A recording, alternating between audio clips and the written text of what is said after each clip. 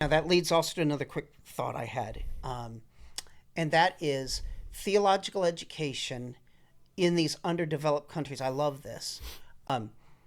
It theological education needs to be this kind of theological education I'm doing for these underdeveloped countries needs to be rooted in good theology, but not ivory tower experience.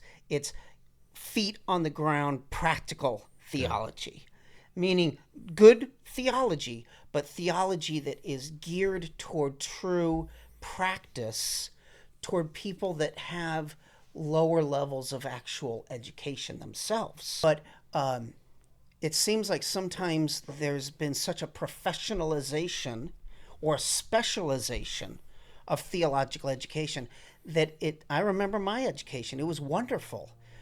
But boy, once I got a real job in the real church, like I had to go through practical training all over again. Sure. I had the academic training.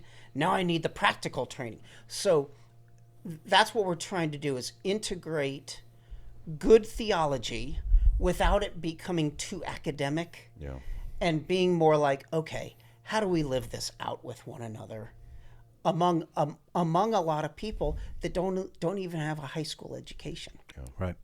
I think I can speak for you as well when I say this, but when I was in seminary, I was serving as a local pastor, so we had the licensing system. Mm-hmm. So before you became ordained, before you finished seminary, you could begin your process, get a license, and begin to practice. I'd be learning these very intellectual, theological conversations about death and suffering and all of these big picture questions. But at the same time, I was doing local ministry. Yeah. Yes. And so I was having to simultaneously marry this theological idea that I have. It's a gift and a curse. Well, it's a curse because how many times are you like this, save Snoop?